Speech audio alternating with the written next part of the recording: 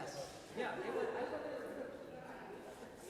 I understand, like, every person who went to Yale who just didn't probably drink a Cool French for some reason. Molly? I do admire the technical side of discussion. That's hard. Just take, a pitch. No, we did a weekend. We did on the weekends.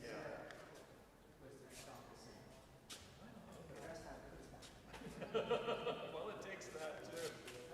Okay, I'm going to go ahead and get started. Thank you all for being here.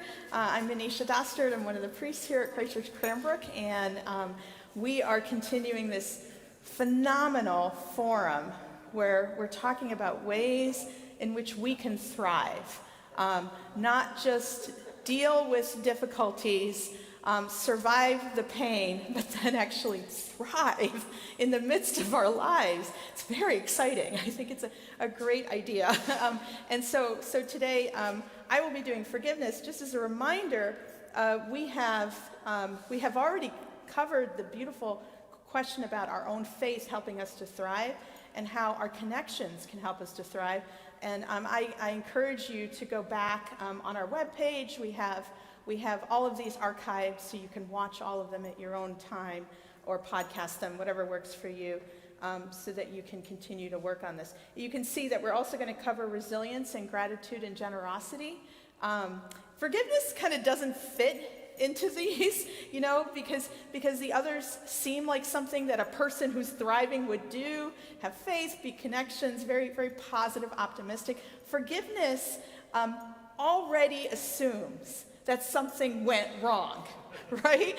And so I'm kind of excited about this, because to me, this is incredibly realistic. Forgiveness is about our deep, deep brokenness, and then, given that that's a non-starter, that we're all going to be broken, that we're all going to experience brokenness, then how is it that we can thrive? So I'm going to tell you what books I'm using. We are all using the Post-Traumatic Thriving book that was written by Randall Bell. I think is he a sociologist, Bill? Yeah. He's a sociologist, and he has a lot of interesting little tidbits in there, some psychology in there too. I also am drawing on another book called Good Morning, I Love You by Shauna Shapiro. This book was given to me by my best friend when I was in a really bad place, and where I was dealing with some issues of self-worth and self-image, and she said, you need to have this book. And my friend is crunchy, shall we say, and so I was like, I really don't want to read this, but because I love her, I did.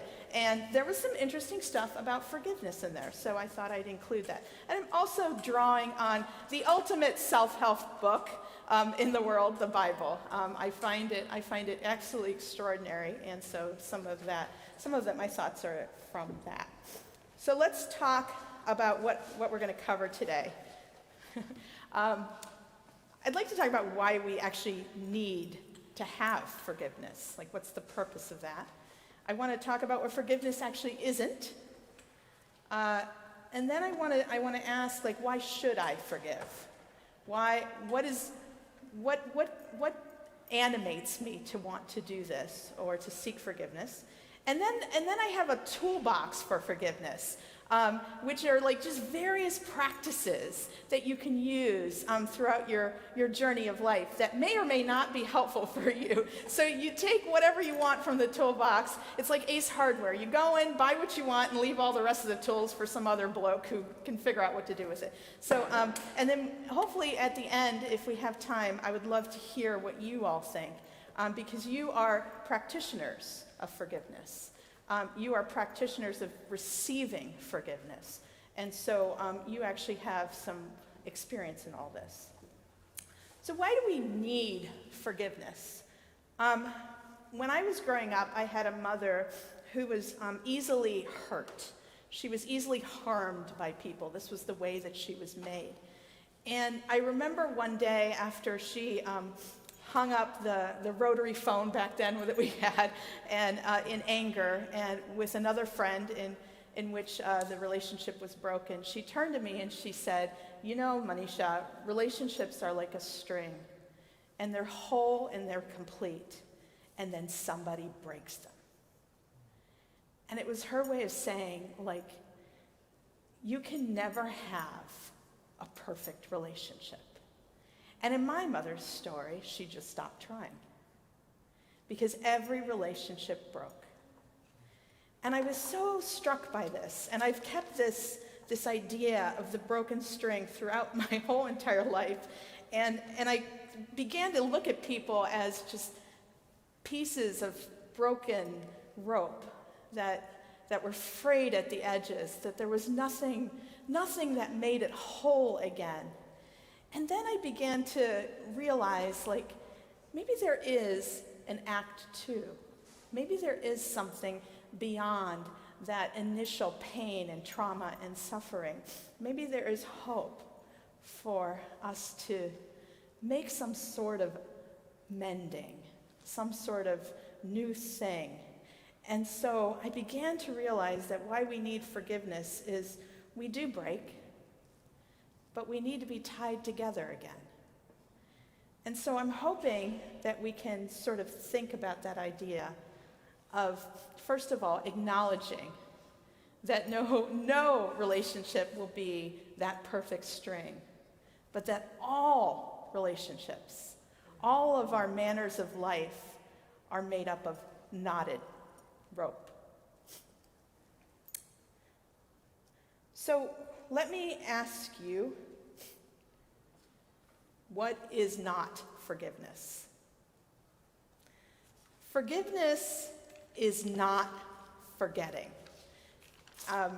Bell, in his book, said one of the most harmful, damaging statements in the topic of healing is to say to someone, "Forgive and forget." Right? We've all heard that. It's actually really, really problematic, because to forget something is to say like it never happened. It's going back to that normal string. That's just not true. Instead, forgiveness is about integrating what has happened to you or what you have done. Somehow reconciling all of that together as one. So don't think of forgiveness as forgetting something, which I think is really freeing. Because if you're always constantly like trying to forget something, you're kind of battling yourself. You're kind of like, I remembered again, I must have not forgiven. And that's just not true. But if you're able to look at that memory, if you're able to manage that and say, I can look at this differently, then you are beginning the act of forgiving. Forgiveness does not replace the work of surviving trauma. So when traumatic events happen, it is essential for you to do the work to face them. So you need to go through an anger process. You need to shut down. You need to express rage. You need to become numb. You need to sort of be in that fog. All of those things need to happen. Forgiveness does not forfeit that work. That work has to happen in the beginning. And Bell is also reminding us that you don't forfeit your legal rights. You don't forfeit the responsibility to report a crime. And you don't remain in a toxic relationship. All of that work needs to happen. And that's how you deal with trauma and you survive with trauma. If you don't do this work, forgiveness will actually not be helpful. It will be harmful because it's happening too soon. Right? I mean, I think we all get this deep down, right? We all understand, like, there's a process that needs to happen. I can't just flip a switch. And that's why it's really important to remember that forgiveness is not an on and off switch. right? It's not like, okay, today I have forgiven you. It doesn't work that way.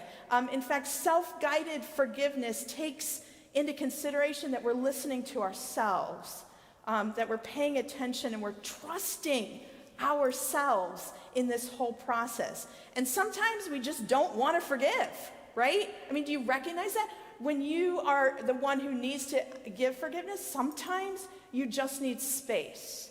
And you need to create that opportunity where you're doing your trauma work, you're doing your survivor work, and so that you can get to a place where you can talk about forgiveness. And here's the interesting thing, is that if you're not there yet, it's actually part of your body's coping mechanism.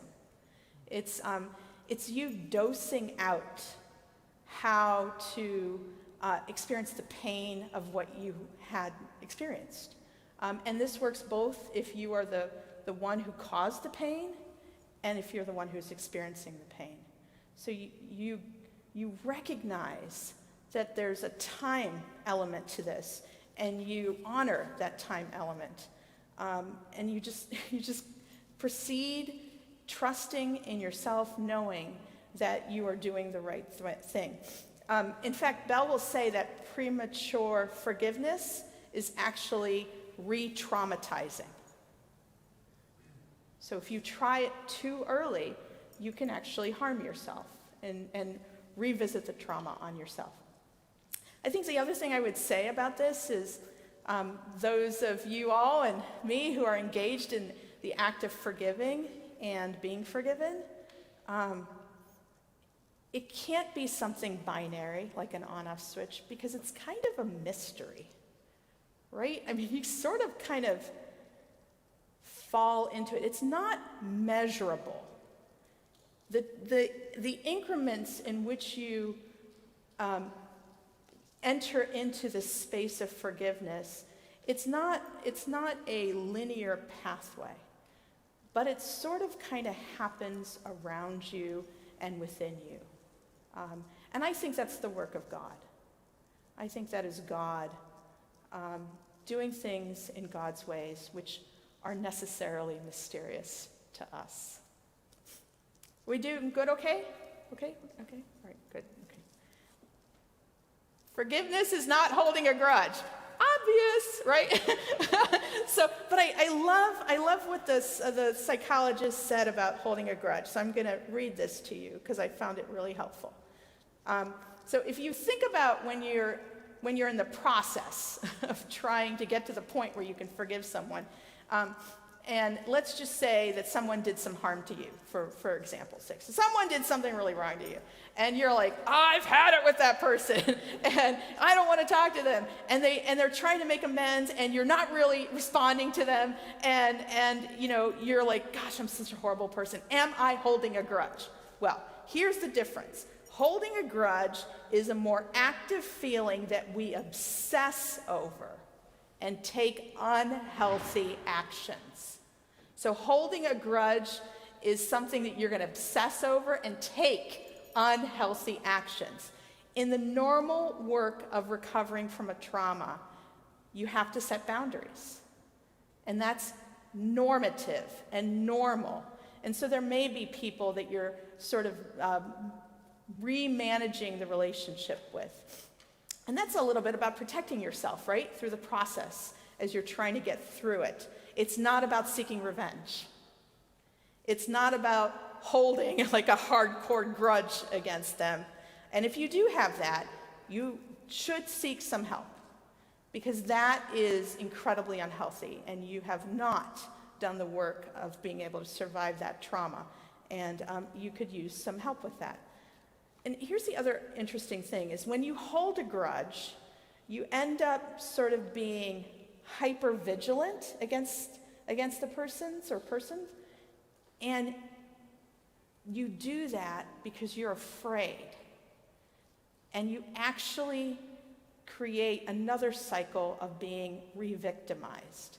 And I was just so struck by this idea. This is not my own, this is Belle's idea, that when you refuse to interact and hold a grudge, that you actually create a new trauma cycle, in which you're being victimized over and over again by the person you can't stand. And I thought about this. I thought, this kind of explains what's going on among Americans. You know, in some ways, sides are holding grudges against each other, the left and the right, so on and so forth.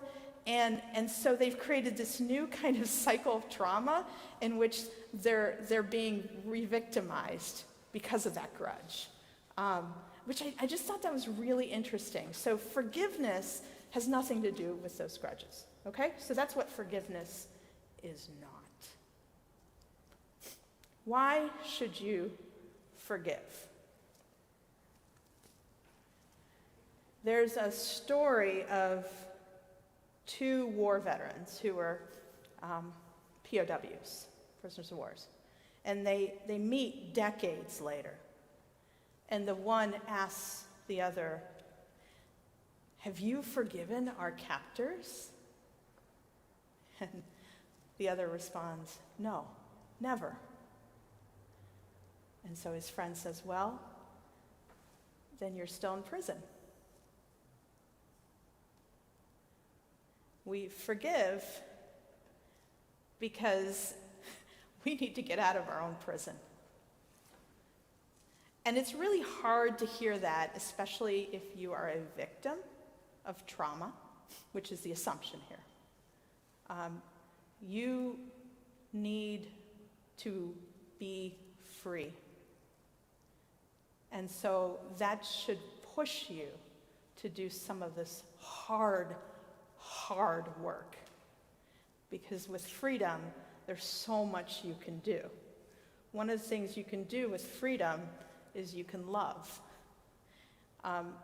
When you are bound by issues of either needing forgiveness or needing to forgive, it actually impairs your ability to love. I'm going to say that again because that blows my mind. When you are working on issues of forgiving someone else or being forgiven by someone, it impairs your ability to love. And I think that's extraordinary because I would like to think that they're not related, right? I would like to think that the problems that I have in one area of my life don't affect the other. But they're all very interrelated. And so when you are dealing with something in which you need to create capacity for forgiving or to be forgiven, it will affect the way you love. And so forgiveness requires immense courage for you to face your own shadows and to face the shadows of others and to recognize that we're all suffering and that it is in everyone's best interest to figure out how to manage the suffering and look past it. One of the psychologists that I read said that the painful episodes that we experience in trauma do something. She called it calcifies our hearts. So I want you to think of a very robust heart that's working really well, and all of a sudden there's pain and trauma and there's all this mess that happens, and all of a sudden the heart has trouble beating again. This actually happens to real people physiologically. This is what heart failure looks like, right?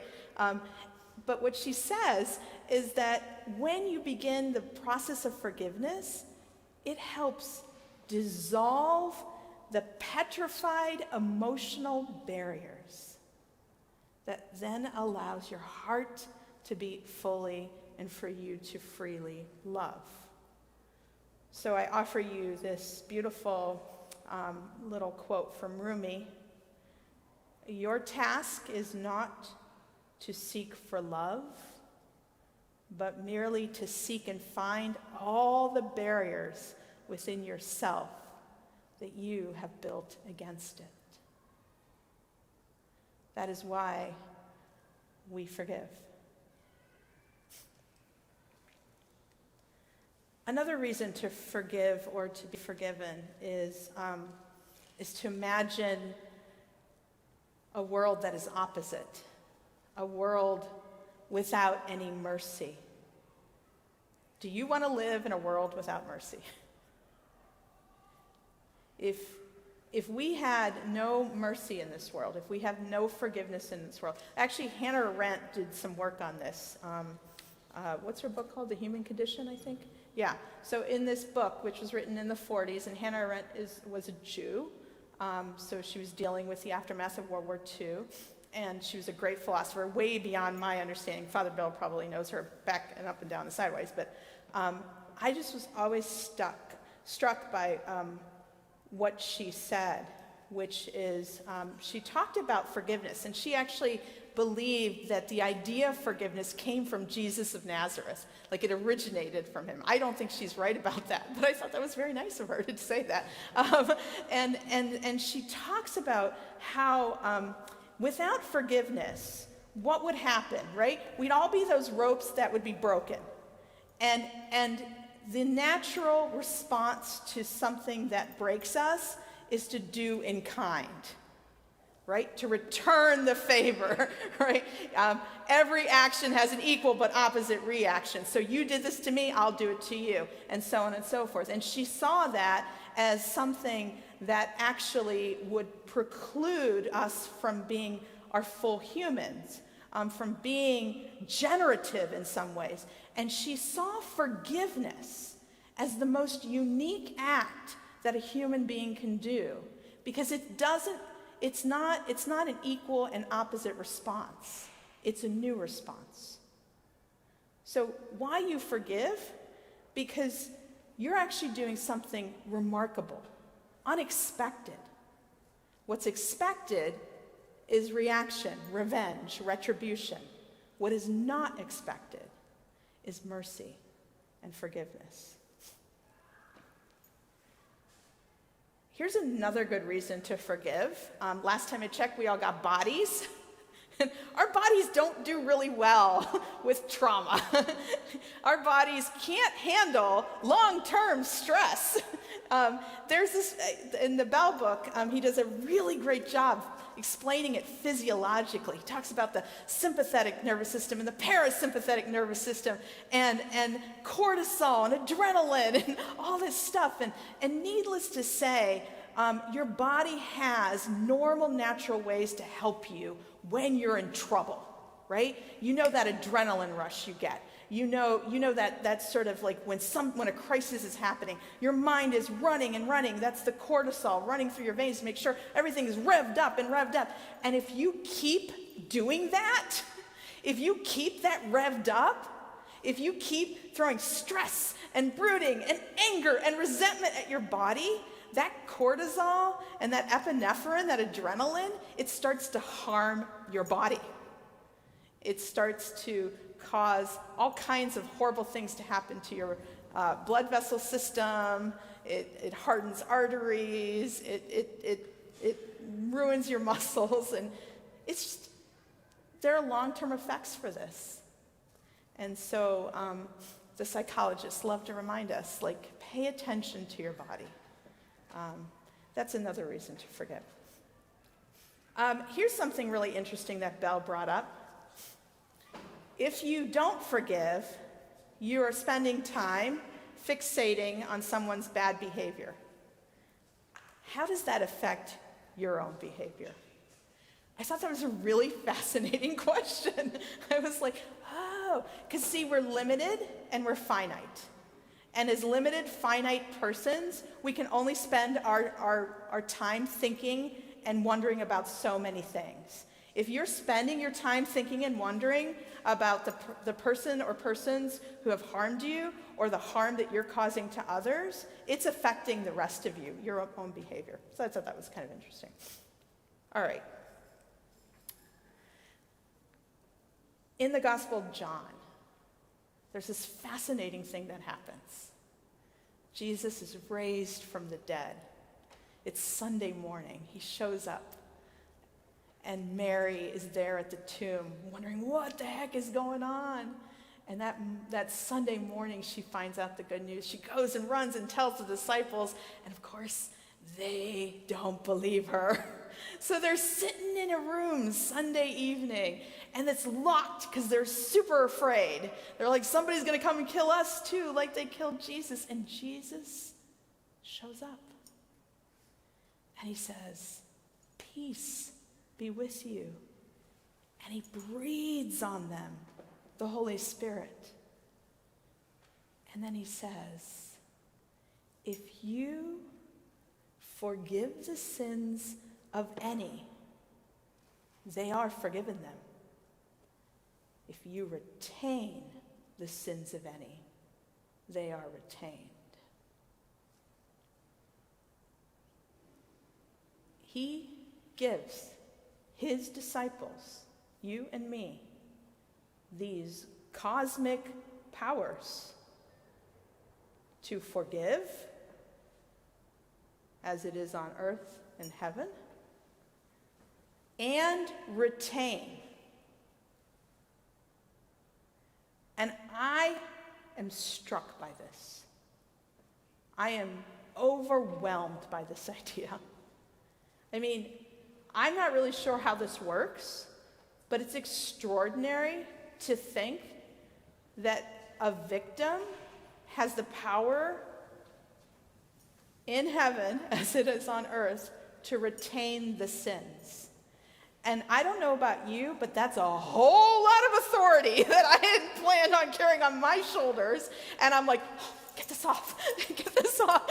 Like, oh my gosh, yes, I'll forgive you because I do not want you struggling for eternity because of me, right? I mean, there's something really interesting about that. There's something quite motivating about that. There's something quite powerful, and I think Jesus knew that, right? If you forgive, they're forgiven them. If you retain, they retain.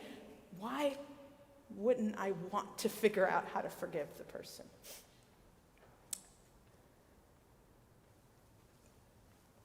This is my final one. You guys holding on with me? Everything okay? Okay, good, okay.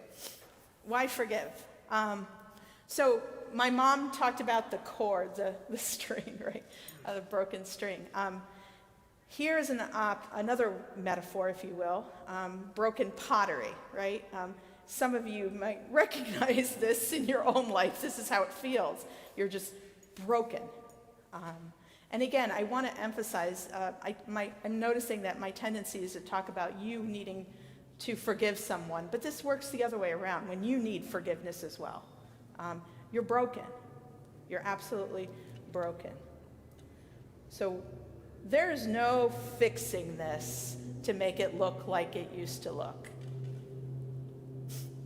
But there is something, this beautiful understanding of art and philosophy, and I would say theology, and that comes out of Japan. And it's called kintsugi. And kin means gold, and sugi means repair. The golden repair.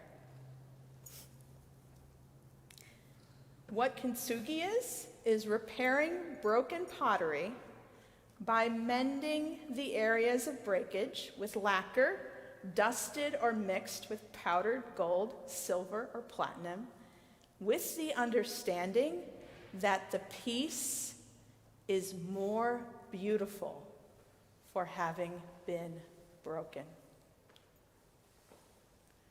Why forgive? Because when you have suffered, when you've been damaged, and when you hold on to that history and you're not afraid of it, you don't try to hide it, but you show it with beauty, you actually become more beautiful. In fact, this idea of kintsugi believes that it's the artifact's unique history that brings it its beauty.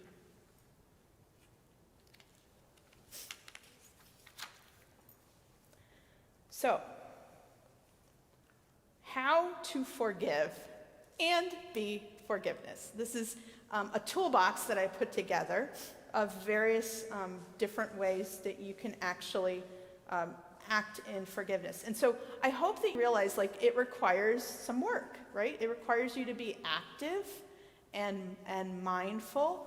What's cool to me is I admit that I thought forgiveness was part of being a survivor, not thriving. But I think it's part of thriving because doing these new things in your life, acting in these not normal ways, taking on this work, actually allows you to thrive. So when we think of the word thriving, I think that sometimes we do ourselves a disservice in trying to imagine that somebody who's thriving looks a certain way and acts a certain way. In other words, we think they're positive, we think they're optimistic, we think they got it all together, we think that they're, got the family and work-life balance and all of those things. That's what we think of thriving. We don't think that someone who's in the active work of trying to forgive or be forgiving is thriving. And let me say, I don't think that's true. I think that is exactly what thriving looks like, because you're willing to enter into that space and do that work. So, what are some ways that we can begin this work of forgiving and being forgiven? First one's going to blow your mind. Ready? Talk about it.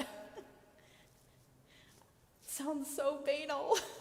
Oh my gosh, can I just tell you, there is something about talking about it over and over again in different ways with different peoples and different modes that actually does this deep work of forgiveness.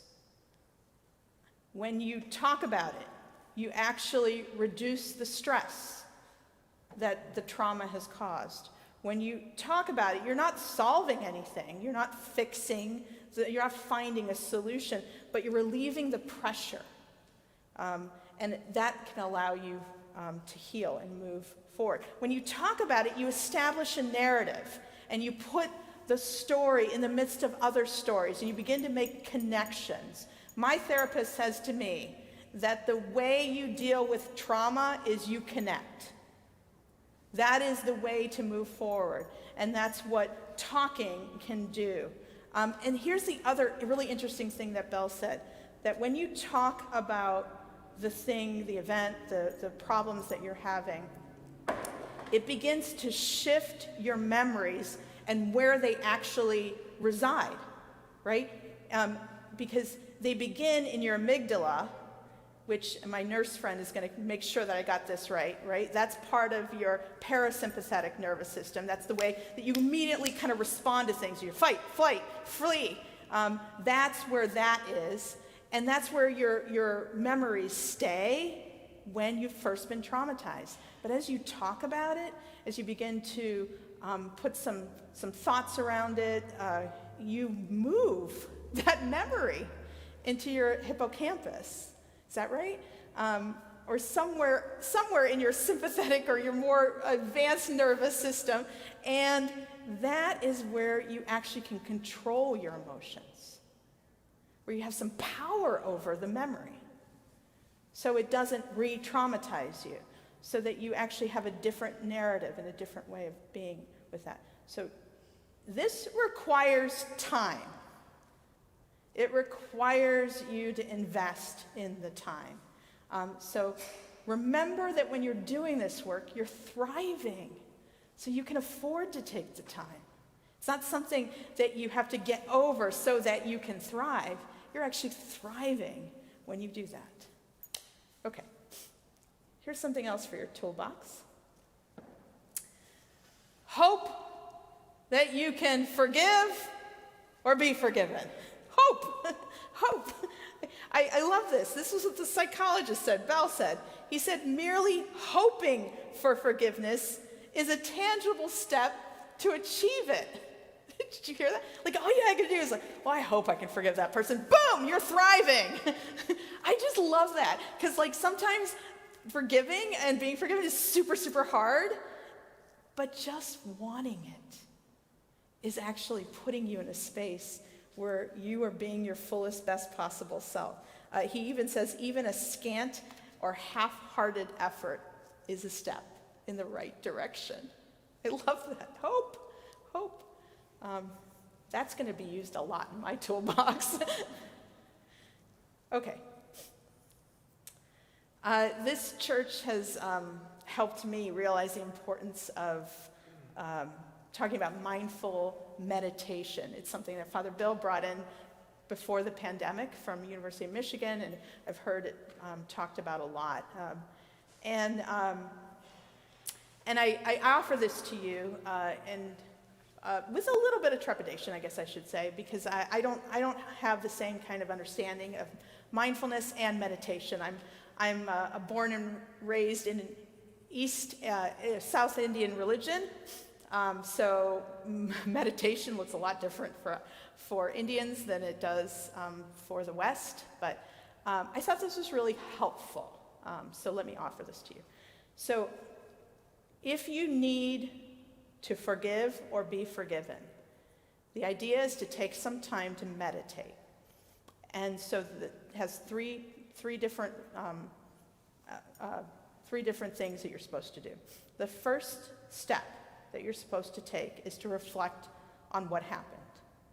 So again, taking time, reflecting on that, paying attention to the senses that are being evoked, and just putting some space around that.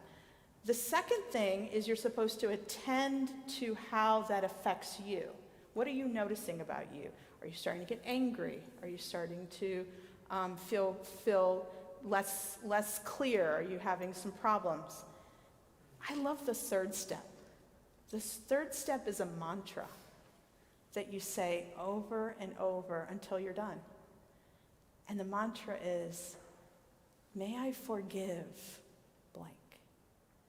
May I forgive blank. Just saying it over and over. Or, may I be forgiven. May I be forgiven. I think that is probably an essence of hope, yeah? So, here's another thing for you. Okay, this next one is very interesting. You guys have heard, and Father Chris mentioned last week, Gary Chapman, who created the 5 love languages. If you don't know about it, Google it and then take the quiz. It's kind of fun and, in a Cosmopolitan magazine kind of way. I just like those quizzes. So he also wrote another book called The 5 Languages of Apology. And I think this is really interesting. He has a quiz for that too on his website. So go ahead and try to take that quiz. And what this says is we all have different ways of recognizing apologies and giving apologies. So 5 different ways to recognize and give apologies. They are expressing regret, accepting responsibility, repenting genuinely, making restitution, requesting forgiveness. They all sound the same to me when I first read them, but there's nuances to them. And it was funny, I tried to make my husband take this quiz, which never ever ends up happening, because he's always got this really long, convoluted way of saying, no, hell no, right? And so he was like, Manisha, the problem I have with this is the assumption that you would only use one kind of language, and when I think really they're nuanced and they work really well together, and actually you find that you're using multiple, and I was like, okay, whatever, that's probably true, right? But I think it's interesting to think about, first of all, how you recognize someone is repentant. So the first one, I see you guys taking pictures of, we are going to have these available, right, Father Chris? They'll be available on the website. We're also recording it, so you can have a copy of that too. So if that's helpful. Okay. How do you express regret? Well, you say, oh my gosh, I feel horrible for what I did to you.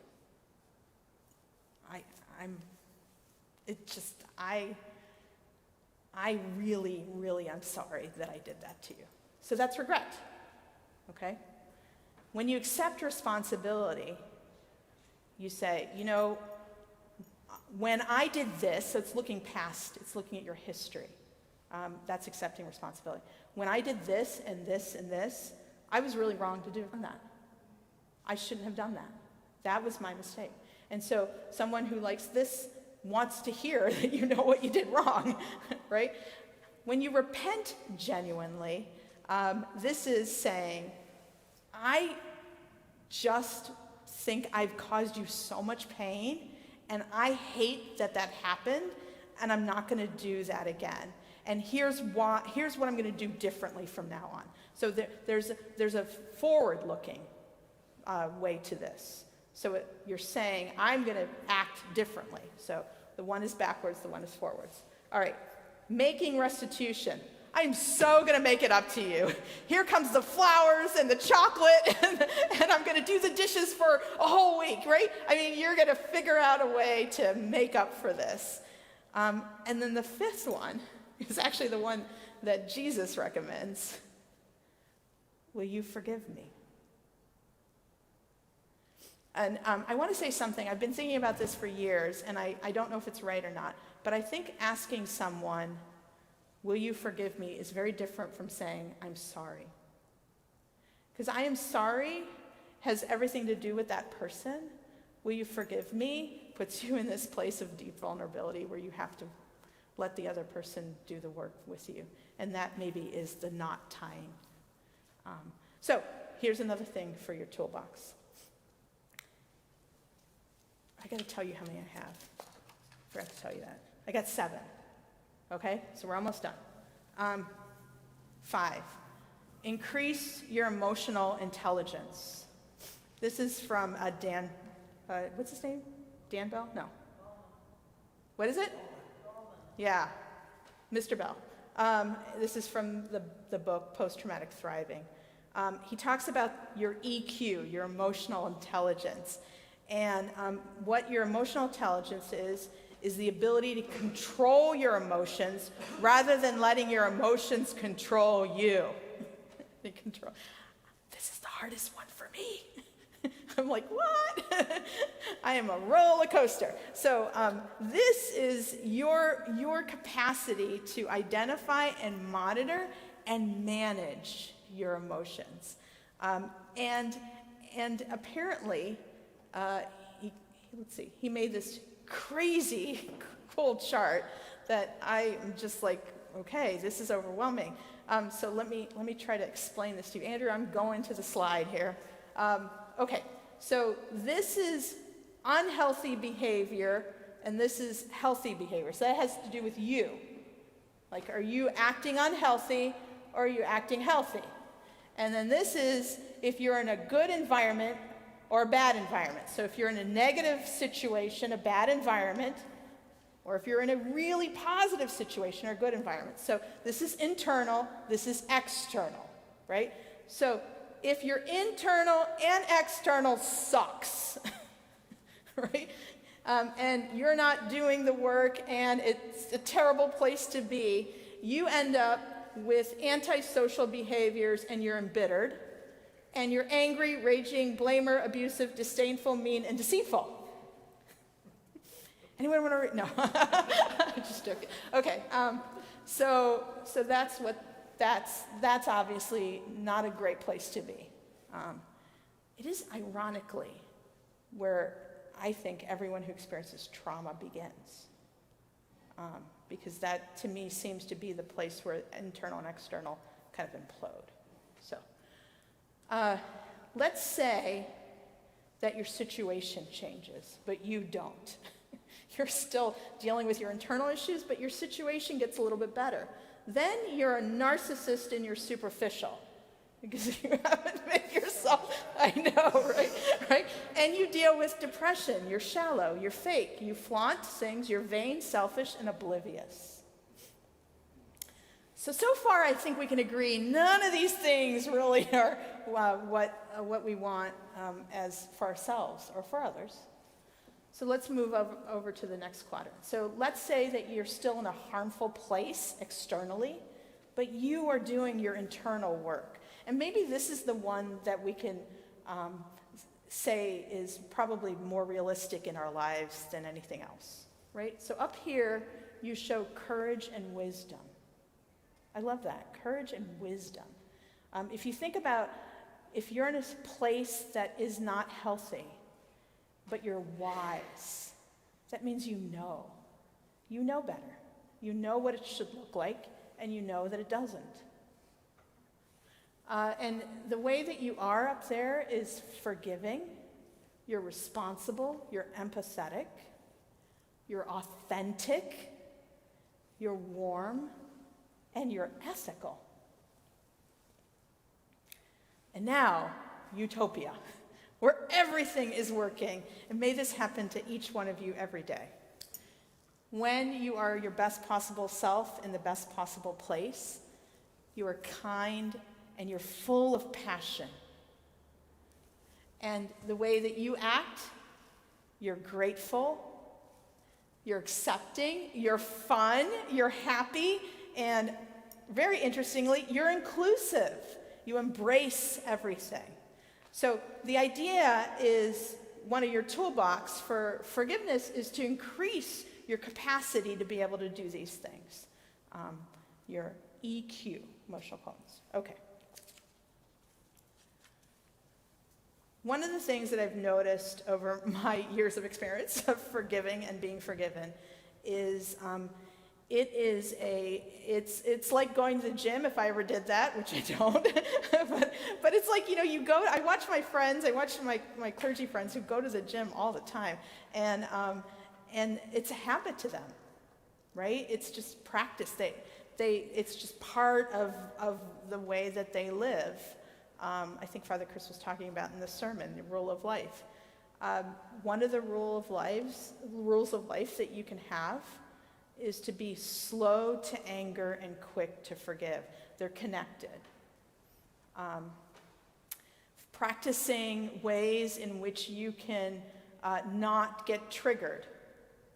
Practicing ways that you don't fall into the bad habits that you have of showing anger can actually help you manage your gift of forgiving. So it's a habit, and it requires you using that muscle often. So sometimes working on the anger can help you with the forgiveness. Okay, last one. You guys okay? Yes. Okay. I find the most important tool in my toolbox for forgiveness is to lean on God's forgiveness toward me. So I don't know about you, but every time that I say the Lord's Prayer, and I get to the point where we say, forgive us our trespasses, as we forgive those who trespass against us. In my mind's eye, I am always thinking about that person. That person who did me wrong or whom I really was not kind to. And I realize that as I contemplate what God is doing right now for me, forgiving me for all the ways that I fall short, for all the ways that I do harm to others, for all the ways that I don't do what I'm supposed to do, that is all I need to be able to forgive the other. This is fascinating because what this says is that there isn't this immediate direct connection. Your forgiveness of someone else doesn't really have to do with that person. It has to do with what God has done for you. So your forgiveness is irrespective of the person. And you being forgiven is irrespective of what you've done. It has to do with what God has done for you.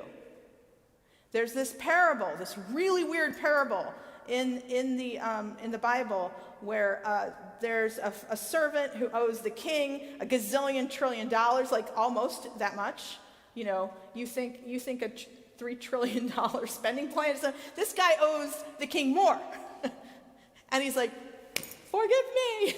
And the king says, okay, I forgive you. All erased. Then that dear sweet servant turns around and he sees his buddy and he's like, hey, I paid for lunch the other day. You owe me. And the guy's like, I don't have any He's like, well, then you're going to jail. And he gets the guy thrown into jail because he didn't pay his debt. And Jesus is like, what? Did you not, weren't you, the amount of forgiveness that God shows us is generative for us to turn around and forgive the little that we've experienced. Now, I say that very carefully because there's immense trauma that we have experienced. And it is profound and deep and real. And the God who forgives you has given you the power to forgive. Lean on God's forgiveness. My final remembrance of God is to go back to the rope, and the broken rope and the hope of tying it all together.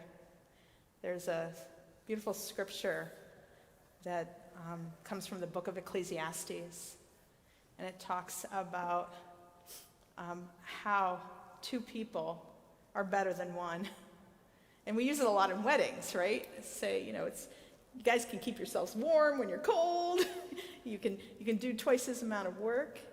And then kind of thrown in at the end, kind of like an offhanded remark in the book of Ecclesiastes, the writer says, a cord of 3 strands is not easily broken. And I just think about that third strand that exists all the time in all of our relationships. Every single time we are engaged with the other or the others, God is in the midst there. And when God gets entwined with all of our ropes, well, anything is possible with God. May you remember that you are more beautiful because you've been broken.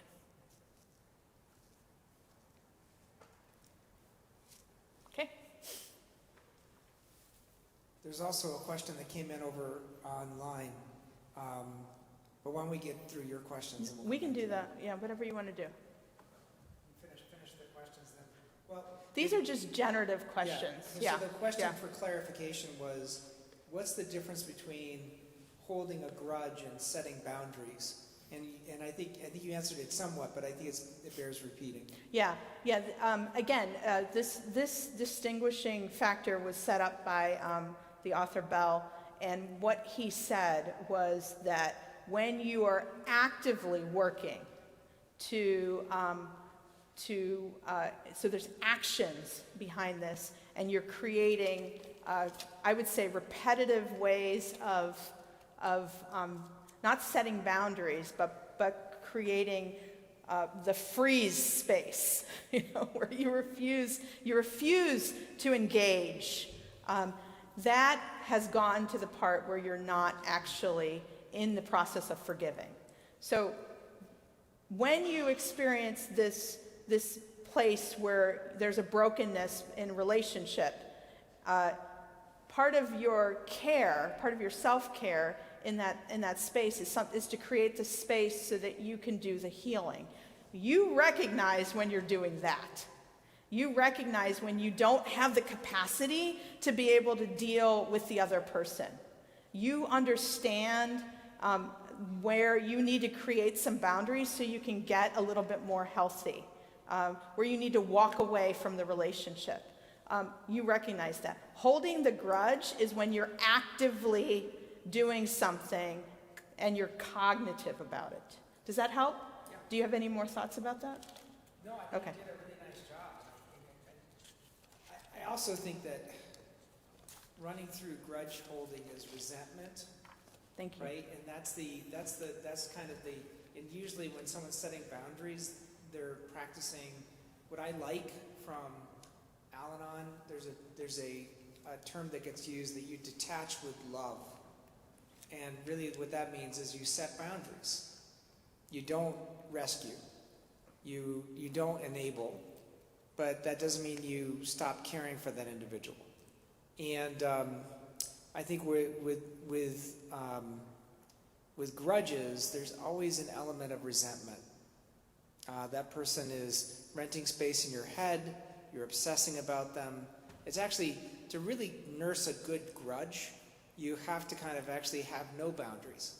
That person has to eat their way into everything you do. And you wake up in the morning and say, and another thing, Manisha. That's a grudge, right? That kind of thing. So that's how I would kind of parse it. I love that. That is so helpful. I was thinking about Pamela's question from online and your presentation of Bell, and I wonder if there's something in between those two extremes as well for us to wonder about, and that is the idea, because I've seen people do this. They're not actively holding a grudge, I don't believe, but they're not actually actively making boundaries either. They're just writing people off. That's it, And they've made some overtures about forgiveness or reconciliation, and they're like, I don't want to deal with you.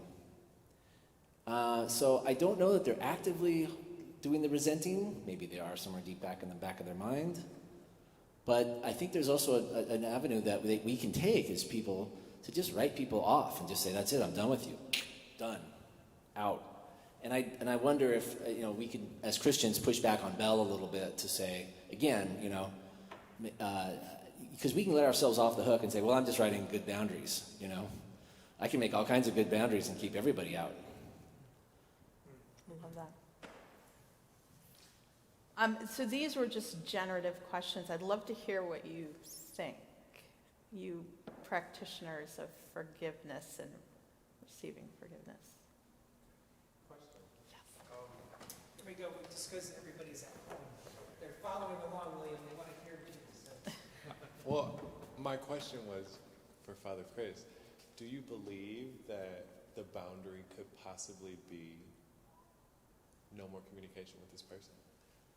And can't that be done from a place of peace?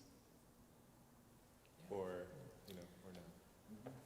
Yeah, in fact, I think some of our psychologists can also help with this, but yes, certainly Bell indicates that. He doesn't think that the termination of a toxic relationship is holding a grudge, right? The termination of the toxic relationship is really good for you. He says something really interesting, though. He says, remember, that's not forgiving. Forgiving happens after you deal with the trauma. So let's say you ended a toxic relationship. You still have the work of forgiveness, and what he recommends is that you don't go to talk to that person who has been toxic to you, but you talk to someone who's just like them to try to understand what they're thinking and I find that extraordinary. Don't talk to the person who harmed you, but you do have a responsibility to find someone who you might recognize would do the same thing and ask them, tell me about yourself. Tell me what you're thinking. Tell me how. Fascinating. John Keck has a question. Yeah, this is about my mom. I had a mom who was bitter about life and was pretty mean and kind of a B word. And so I sort of grew up with that. And so for 50 years, I was pissed at her at what she'd done to my life. And I have to say, I was in the Wednesday morning prayer meeting. Father Bill was there once, and you said turn it on and off. And there was a day when we were talking about forgiveness, and I turned it off. And I have to tell you, I had a lot of free time. Yes. But here's one a silly question maybe, but I really have forgiven her, and it just was wonderful. But I was kind of nasty to her toward the end. Could she forgive me? And how would I know if she did? I love that. Is she alive? No. Yeah. Right. So she's not alive, so you cannot go and seek forgiveness from her as well. She doesn't know that I forgave her. She doesn't even know that. I would say she does know you forgave her. But I hear what you're saying. It's interesting because there's the number one question that people ask about forgiveness is, well, how can you forgive someone or be forgiven by someone if they're dead? Right? I mean, it's like, okay, everything's stopped. All that kind of work of reconciliation that was possible is gone now. I'm going to say a couple things. I'm actually going to turn it over to Father Bill, who does work on reconciliation and probably has had to deal with this in the Truth and Reconciliation Commission. But the work of forgiving can be irrespective of the person. So you can do the work of, in this case, receiving forgiveness, right? Because you are willing to accept the responsibility, you're willing to repent, you're willing to believe that you've been forgiven. And I would just add to that as Christians, we strongly believe that. We believe that, that's part of our faith, is to say that the work is not ended at death. Life is changed, not ended. And so when we all appear before Christ, are refined in the refiner's fire, there is hope that there can be nothing but that's when we lived in that fourth quadrant, right? That's what it's going to look like. It's going to look like this just constant receiving and being forgiven and the joy that happens in that space. And so, yes, your mother has forgiven you in the name of Jesus Christ. Please, Hunter.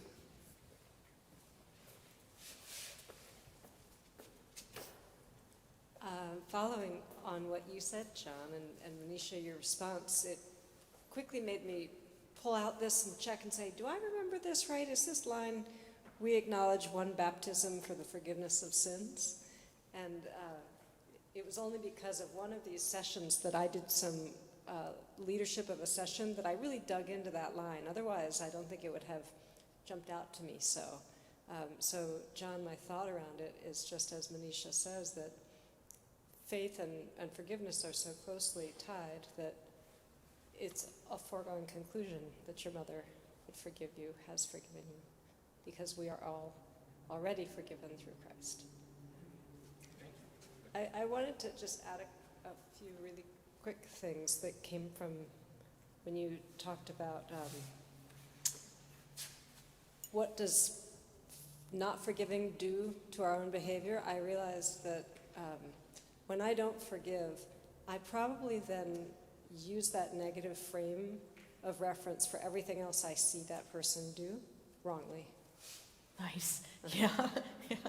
And I wondered, I've got a long list of forgiving that I need to do.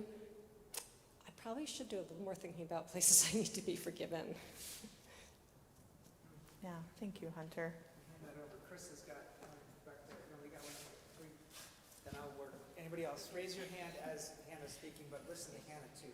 Hi, everybody. I hope I'm not emotional. I was looking at pictures this morning. I am 4 years and 9 months sober, and I was looking at myself at pictures of when I was going to a retreat to get sober. I didn't know it. I thought I was codependent, and I'm probably that too, but just this whole calcified heart is what I went in there feeling, and I saw this picture, and it had movement to it in the withdrawn look. And as I'm now becoming 5 years sober, I'm looking at myself, and I'm starting to open up my heart and learning how to love. And I'm, searching for a person to accompany me, accompany me in my path of life, in terms of a spouse. Again, that would be someone that is of goodness and full of God's mercy and love, as I have grown to know, and I know that I'm learning even more every day. But yesterday I was at a party, and I realized that I have a wall against men in general, and I think this is maybe a universal thought question, going into something where men are interested in me, but I just put up a wall. How do we, as people, I'm not using very good language right now, but subjugated to situations overcome that with anybody, I guess anybody, but if there's somebody that's hurt us in general, like in a large population, how do you overcome that? How do you forgive that? Yeah. If I'm making sense. Yeah, thank you, Hannah. Thank you for, first of all, congratulations. Praise the Lord. And thank you for that really honest question. What I heard, if I can generalize, is that when we have experienced pain from others, maybe even consistent pain, and how do we become open to possibly experiencing that pain again, right? I mean, how are we supposed to do that? And I just want to recall, the idea of the rope. When we come to a place where we understand that human life is made up of broken ropes that are tied back up together again, you have a little bit more freedom. You're a little bit more kinder to yourself.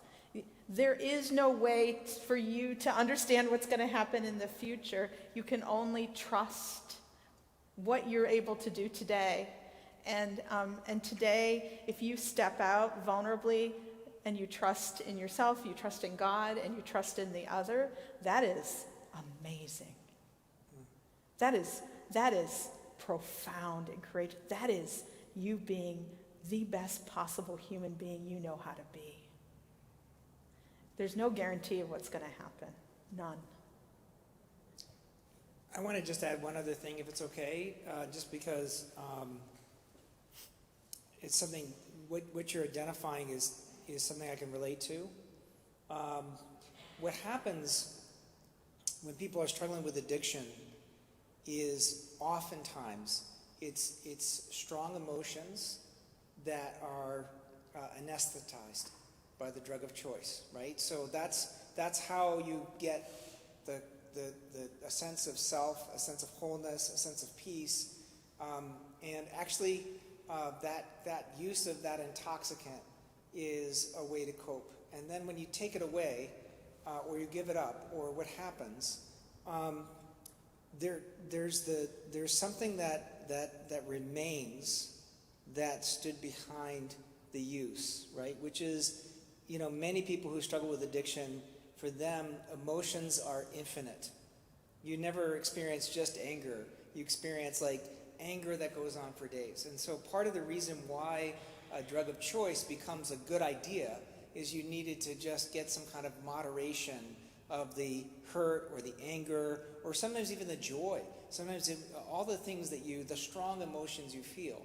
And so what I hear you saying is part of the problem is that, you have developed this incredibly good discipline to maintain sobriety, and that's a blessing.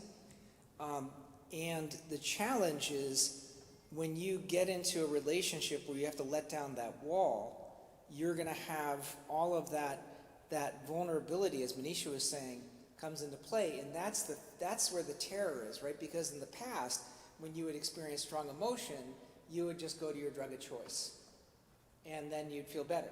Which, and just to say, that's what most of us do who are not addicts. It's just that addicts do it more often, is my little pet theory, right? And so the challenge is when part of the reason why forgiveness is so key is that's kind of the preferred coping mechanism. That's the one that actually helps growth rather than hinders it. Because when you're turning to your drug of choice, then you're actually not growing. You're kind of staying freeze-dried as a human being. And that's why you run into that problem. And the final thing I would want to say is the most important thing that I'd want to say from all that I just said is your emotions are not infinite. One of the things that Claire said to me that has been just wisdom, and it was something because my family was so enmeshed in addiction.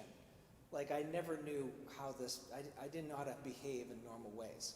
And one of the things that Claire said to me that was just so common sense, she said, well, you're going to feel this way until you're done feeling this way, and then you'll stop feeling this way. And I remember thinking like, oh my God, that's just brilliant. Like, where did you get that? She's like, I don't, it's just like, that's how normal human beings function. You just happen to be special. And so I know that sounds weird, but like if you go into relationships, forgiveness is key, but also knowing that your emotions are not going to overwhelm you. You don't have to lose them. And that was kind of the emotional intelligence that you were getting at. I just wanted to add that. Can you say more about emotional intelligence? I think what you said was beautiful, yeah. And I think that was absolutely, I think we all needed to hear that.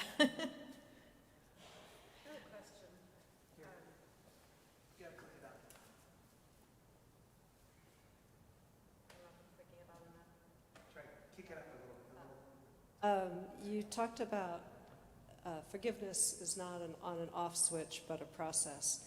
And it occurred to me that I think I might have a toggle switch going, where I wonder if you could talk about forgiveness is there a point of arrival, because not being Christ, I think I do in my, supreme personal development, forgive you today. Tomorrow, not so much on the same topic. I'm going to pull it right back out and be resentful and mad, but today I'm going to really dwell in this feeling of forgiveness. And I don't think that back and forth is getting me to the sort of wholeness of completion of forgiveness that we're seeking. Yeah, I've heard forgiveness compared to a volume button, like, turn it up, turn it down, turn it up, turn it down. And I think the point that I was hoping to make about it not being an on-off switch is to say that if you all of a sudden today say, I've forgiven you, and tomorrow you find that you're back in, that you don't beat yourself up for that. That you understand that forgiveness has this mysterious component to it. And why does it have that? And again, if we're talking about you forgiving someone else, it's because you have been hurt. And that hurt is real. It is not something that can be easily ignored. And so tending to that hurt, being tender to yourself, but also maybe showing tenderness to the other. If you're in a deep relationship in which someone has harmed you, let's start there. If you're in a relationship where someone has harmed you, their trauma is just as real as yours. Even if they were the perpetrator, there's still deep suffering happening there. And so maybe part of the forgiveness role is to recognize that and to step into that space. We're both hurting. We're both suffering here. Your suffering is not the same as mine, and there's some work that I'm going to have to do that you aren't going to be able to do as I begin the work of forgiveness, but we're both suffering. And that to me is again part of being a human in the midst of a difficulty and suffering, right? But once again, when you are acting in that, not reacting, but when you're acting and trying to create creative spaces for yourself and the other, you are thriving. You are doing extraordinary work. May you realize that. May you know you're doing it with God as well. So I'm way over time, loves. I'm so sorry. Wasn't that the most amazing presentation? That was so unbelievable. Thanks. Unbelievable. Thank you. And we continue this on Wednesday, right? Father Chris? Wednesday night. Okay. Bless you guys. Thanks.